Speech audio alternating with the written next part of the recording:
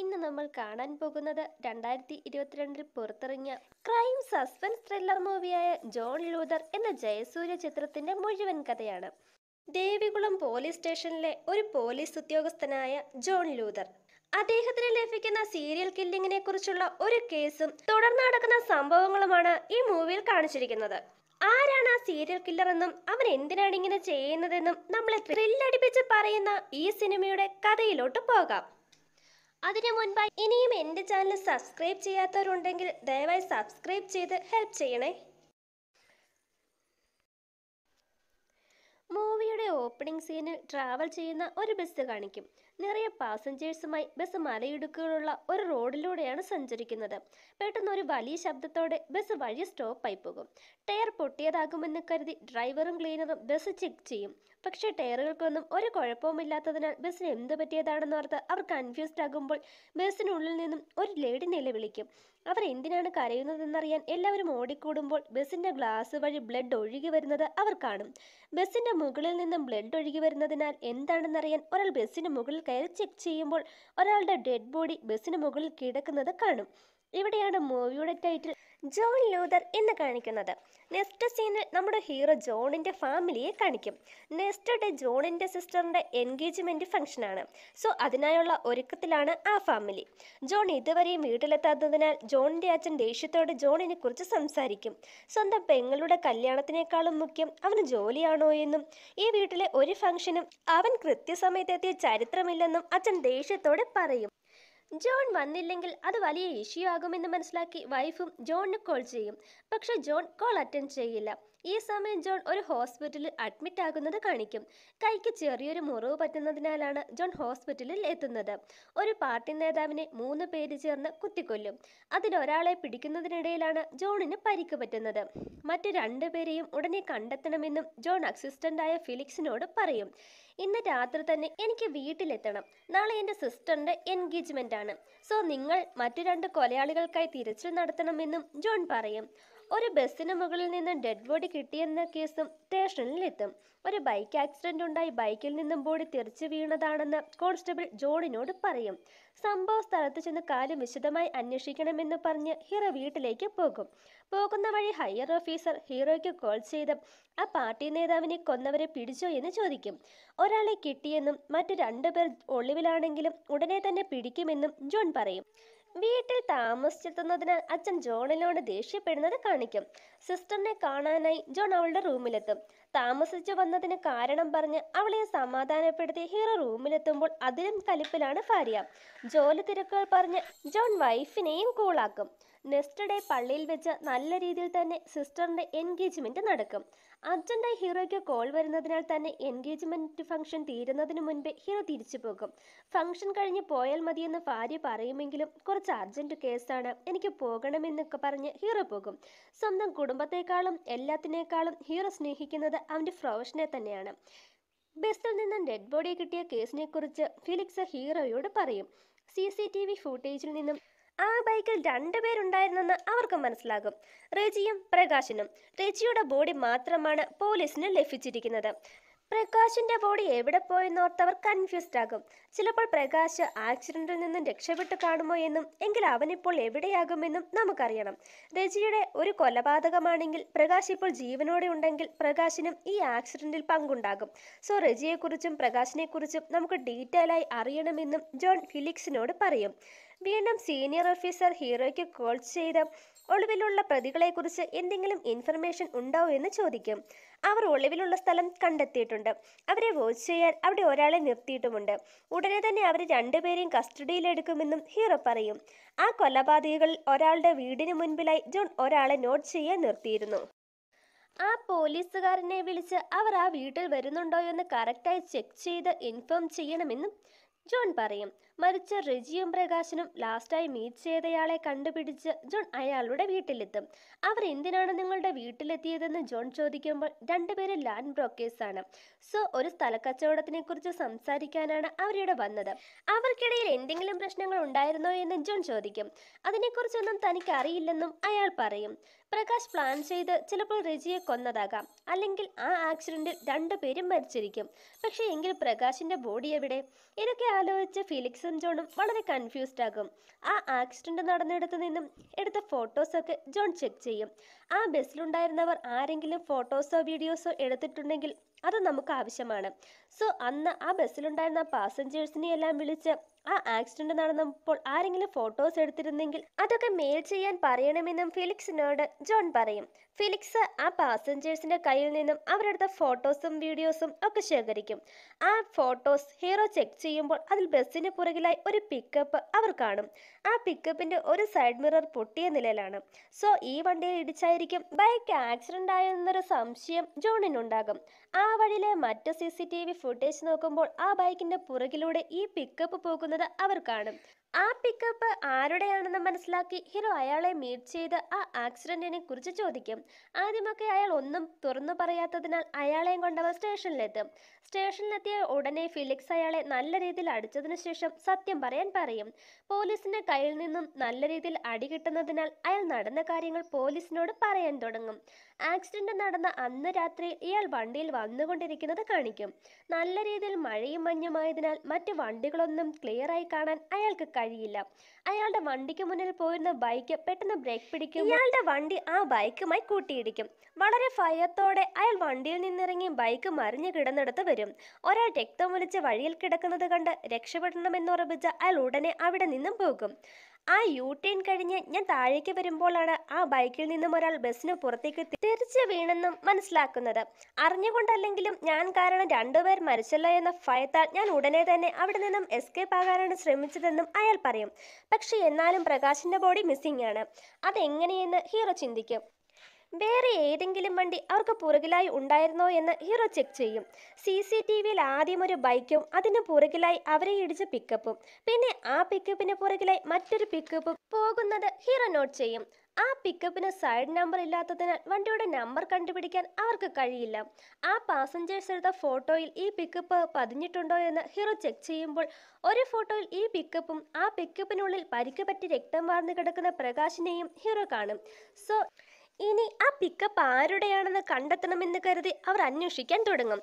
അവിടെ scene cut ചെയ്ത് ഒരു ഫോറസ്റ്റ് ഏരിയ പോലുള്ള പ്രദേശം കാണിക്കും. അവിടെ സ്കൂളിലേക്ക് പോകുന്ന ഒരു കുട്ടി ബസ് വരുന്ന റോഡിലേക്ക് നടന്നു വരും. പക്ഷെ അവൻ നടന്ന റോഡിലെത്തുമ്പോഴേക്കും അവന് പോകേണ്ട ബസ് അവിടെ നിന്ന് പോകുന്നത് കാണും. സോ ഇനി സമയത്തിന് സ്കൂളിലെത്താൻ എന്ത് ചെയ്യുമെന്ന് കരുതി അവൻ ആകെ ടെൻഷൻ അടിച്ച് ആ വഴി വരുന്ന വണ്ടിക്കൊക്കെ കൈ കാണിക്കും. പക്ഷെ അവനെതിരെ നമ്പറില്ലാത്ത ഒരു പിക്കപ്പ് വരും. റോഡിലൂടെ തനിച്ച് വരുന്ന ആ കുട്ടിയെ കണ്ട് കുറച്ചു ദൂരം മുന്നോട്ട് പോയ പിക്കപ്പ് തിരിച്ച് അവൻ അടുത്തേക്ക് വരും.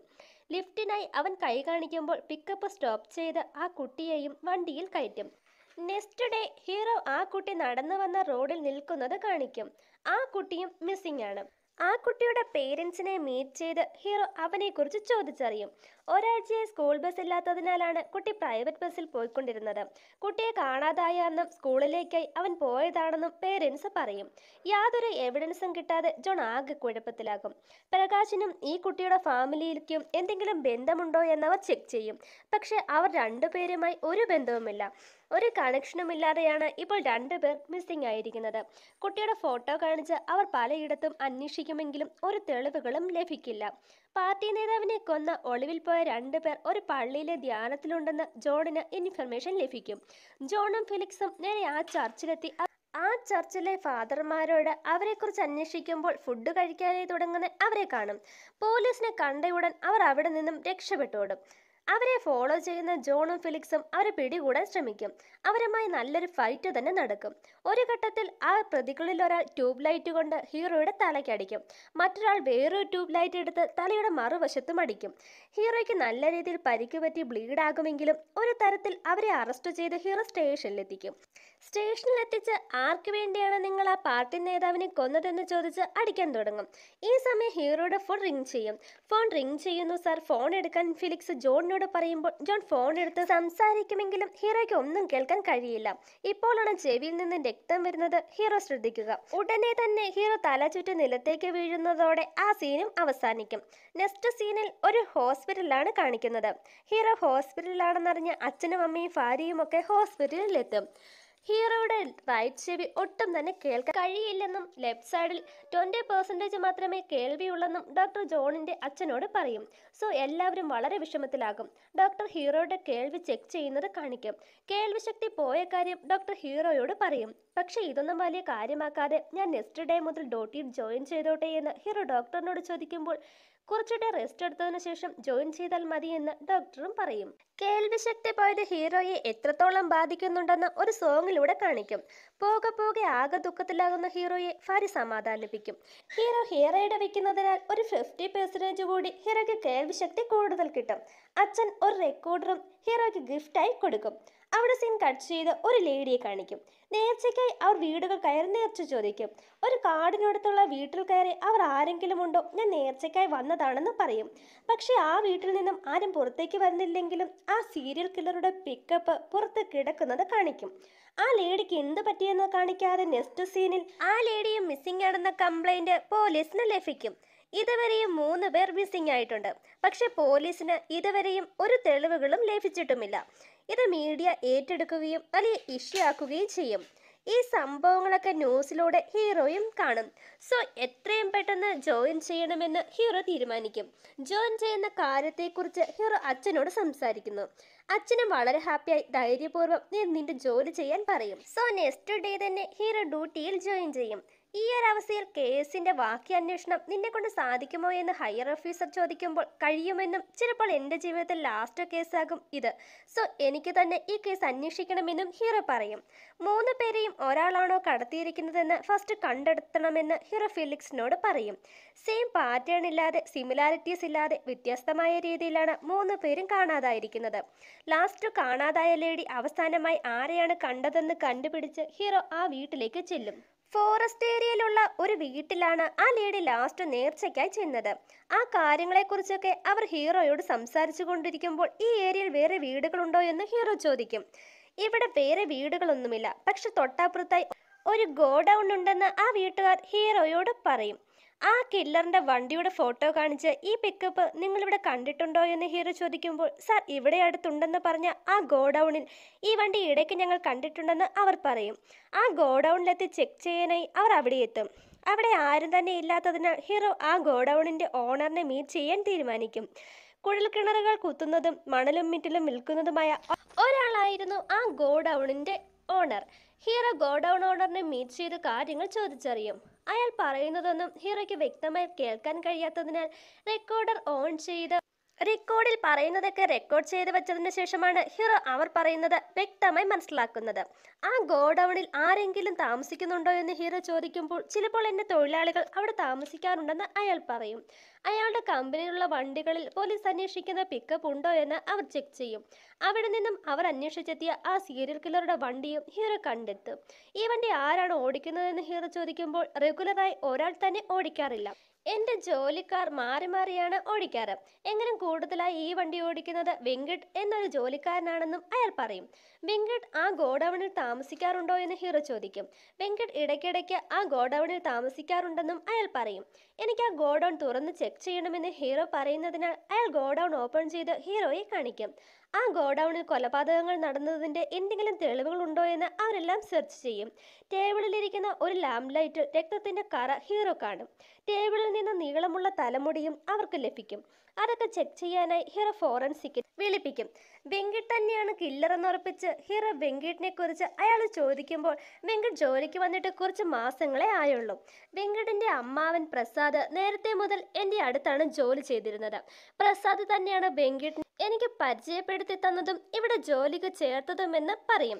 വെങ്കട്ടിന്റെ ഫോട്ടോ ഉണ്ടോ എന്ന് ഹീറോ ചോദിക്കുമ്പോൾ അയാൾ വെങ്കട്ടിന്റെ ഫോട്ടോയും ഹീറോയെ കാണിക്കും. വെങ്കട്ട് കമ്പനിയുടെ ആവശ്യത്തിനായി എൻ്റെ ബ്രദറിനൊപ്പം തമിഴ്നാട്ടിലേക്ക് പോയതാണെന്നും അയാൾ പറയും. ശരി, വെങ്കട്ടിന്റെ അമ്മാവൻ പ്രസാദിനെ എനിക്ക് കാണണമെന്ന് ഹീറോ പറയും. സോ കടയുടമ ഹീറോയെയും മറ്റു പോലീസുകാരെയും കൂട്ടി വെങ്കട്ടിന്റെ അമ്മാവൻ പ്രസാദിന്റെ നാട്ടിലെത്തും. അയാളോട് ഹീറോ വെങ്കട്ടിനെ കുറിച്ച് ഡീറ്റെയിൽ ആയി ചോദിച്ചറിയാൻ ശ്രമിക്കും. പ്രസാദ് ഒന്നും തുറന്നു പറയില്ലെങ്കിലും ഹീറോ വളരെ സ്ട്രിക്റ്റായി ചോദിക്കുന്നതിനാൽ അവനെക്കുറിച്ച് എനിക്കറിയാവുന്നതൊക്കെ ഞാൻ തുറന്നു പറയാമെന്ന് പ്രസാദും സമ്മതിക്കും. വെങ്കട്ട് സാധാരണ കുട്ടികളിൽ നിന്നും വളരെ വ്യത്യസ്തനായിരുന്നു. വളരെ ക്രൂരമായ വിനോദങ്ങളിൽ ഏർപ്പെടാനായിരുന്നു അവന് ചെറുപ്രായം മുതലേ ഇൻട്രസ്റ്റ്. അവന്റെ ചെറുപ്പത്തിൽ ഞങ്ങളുടെ നാട്ടിലുണ്ടായ ഒരു തീപിടുത്തത്തിൽ കുറച്ച് ആളുകൾ മരിച്ചു. മരിച്ചവരുടെ ബോഡി ഡോക്ടർ തുറന്ന് ചെക്ക് ചെയ്യുന്നത് കുട്ടിയായ അവൻ ഒളിച്ചിരുന്ന് കാണുന്നതും നമ്മളെ വിഷ്വലായി കാണിക്കും. വെങ്കിട്ട് നന്നായി പഠിക്കുന്ന നല്ലൊരു സ്റ്റുഡൻ്റ് ആയിരുന്നു. അവനെൻ്റെ സിസ്റ്ററുമുണ്ട്. വെങ്കിട്ട് നന്നായി പഠിക്കുന്ന കുട്ടിയായതിനാൽ തന്നെ അവനെ വലിയൊരു പദവിയിൽ എത്തിക്കണമെന്ന് അവൻ്റെ അച്ഛനും ആഗ്രഹിച്ചിരുന്നു. അവന് ഡോക്ടർ ആകണമെന്നതായിരുന്നു ആഗ്രഹം. ഒരു ദിവസം ഞാൻ അവനെ വളരെ ഭയാനകമായ സ്റ്റേജിൽ കണ്ടെന്നും പ്രസാദ് ഹീറോയോട് പറയും. അന്ന് നടന്ന സംഭവത്തെക്കുറിച്ച് അയാൾ പറയാൻ തുടങ്ങും. ട്രെയിനിനടിയിൽ തല വെച്ച് ഒരാൾ സൂയിസൈഡ് ചെയ്യും. അയാളുടെ ബോഡിക്കരികിൽ നിന്നും വെങ്കിട്ട് രക്തം വലിക്കുന്ന കവറുമായി വരുന്നത് കണ്ട് പ്രസാദ് കവറിൽ എന്താണെന്ന് അവനോട് ചോദിക്കും. ഉടനെ തന്നെ വെങ്കിട്ട് കവർ ഓപ്പൺ ചെയ്ത് പ്രസാദിനെ കാണിക്കും. ആക്സിഡന്റിൽ മരിച്ച ആ ആളുടെ തലച്ചോറായിരുന്നു ആ കവറിൽ. അത് കണ്ട് പ്രസാദ് വളരെ ഷോക്ക്ഡ് ആകും. ഇത് എന്തിനാണെന്ന് പേടിയോടെ പ്രസാദ് ചോദിക്കുമ്പോൾ എനിക്ക് ഡോക്ടറാകണം, സോ ഇത് വെച്ച് എനിക്ക് കൂടുതൽ കാര്യങ്ങൾ പഠിക്കണമെന്നും അവൻ പറയും. അവൻ ആഗ്രഹിച്ചതുപോലെ തന്നെ അവന് മെഡിക്കൽ സീറ്റ് ലഭിക്കും. ഇതിനിടയിൽ അവൻ്റെ സിസ്റ്ററിന് ഒരു രോഗം പിടിപെടും. സോ അവളുടെ ചികിത്സയ്ക്കായി ധാരാളം പണം ആവശ്യമുള്ളതിനാൽ അവൻ പാർട്ട് ടൈമായി ഒരു ഹോസ്പിറ്റലിൽ ജോലിക്ക് കയറും. വെങ്കിടനുണ്ടാകുന്ന ഒരു കയ്യബദ്ധത്തിൽ മരുന്ന് മാറി കുത്തിവെക്കുന്നതിനാൽ ഒരു കുട്ടി ആ ഹോസ്പിറ്റലിൽ മരിക്കും.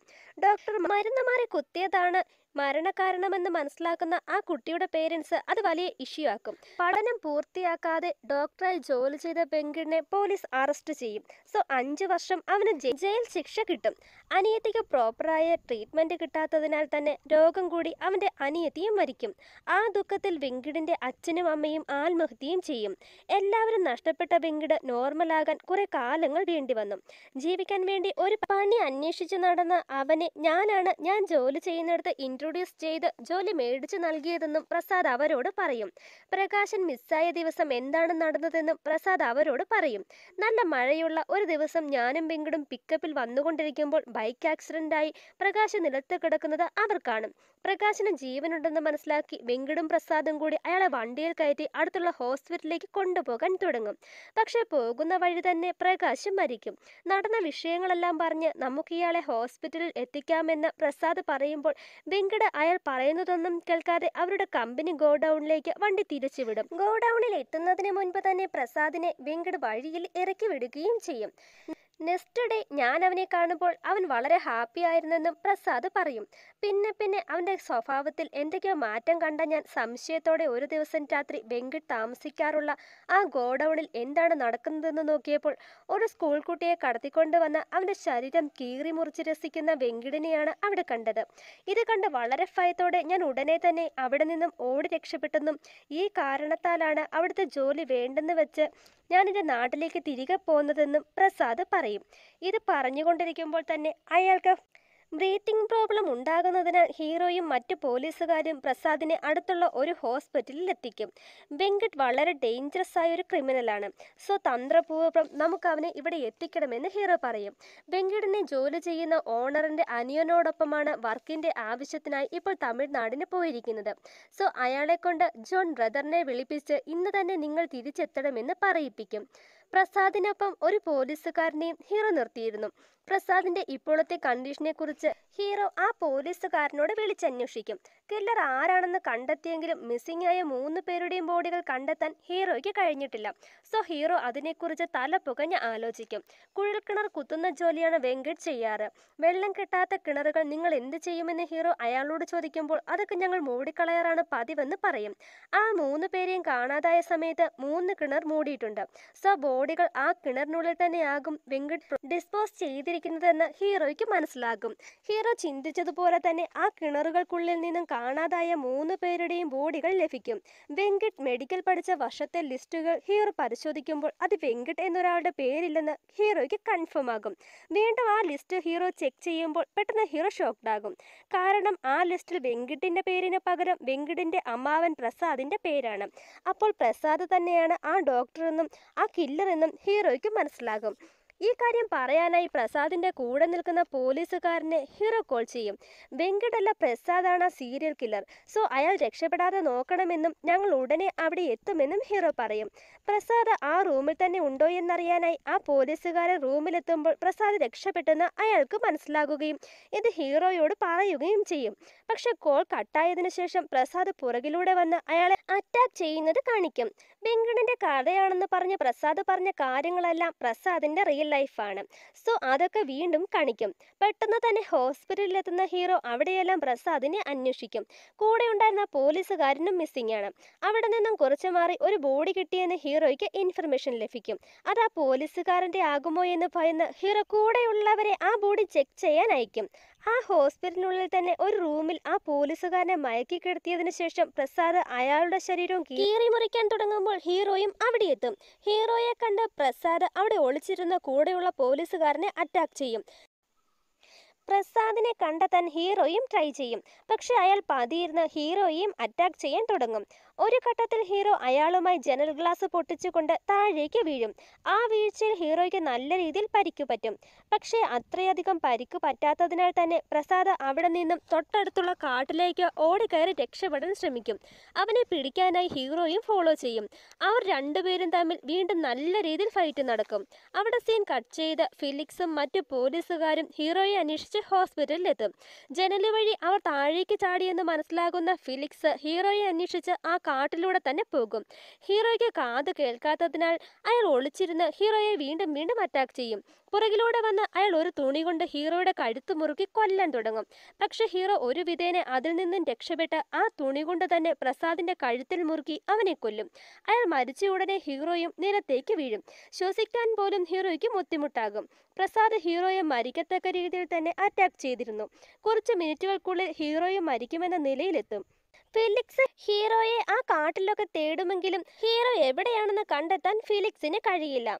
ഹീറോ അന്ത്യശ്വാസം വലിക്കുന്ന അവസ്ഥയിലെത്തുമ്പോൾ അവന്റെ അച്ഛന്റെ മുഖം മനസ്സിലേക്ക് വരും. അച്ഛൻ കൊടുത്ത റെക്കോർഡർ ഹീറോയുടെ കൈ തട്ടി തനിയെ ഓണാകും. ആ റെക്കോർഡറിലെ സൗണ്ട് കേൾക്കുന്ന ഫിലിക്സിന് ഹീറോ എവിടെയാണെന്ന് മനസ്സിലാകും. സോ ഫിലിക്സ് ഹീറോയെ ഉടനെ ഹോസ്പിറ്റലിൽ എത്തിക്കും. അവിടെ സീൻ കട്ട് ചെയ്ത് കുറച്ച് ദിവസങ്ങൾക്ക് ശേഷം എന്ന് കാണിക്കും. പരിക്കുകളെല്ലാം ഭേദമായി വീണ്ടും ജോലിയിൽ ജോയിൻ ചെയ്യുന്ന ഹീറോയ്ക്ക് അടുത്തൊരു മർഡർ കേസിന്റെ അന്വേഷണവും ലഭിക്കും. ഈ കേസും ഉടനെ ഞാൻ സോൾവ് ചെയ്യുമെന്ന് പറഞ്ഞ് പുറത്തേക്ക് നടക്കുന്ന ഹീറോയെ കാണിച്ച് ഈ മൂവിയും അവസാനിക്കും. വീണ്ടും മറ്റൊരു കഥയുമായി കാണാം. അതുവരെ ടാറ്റാ.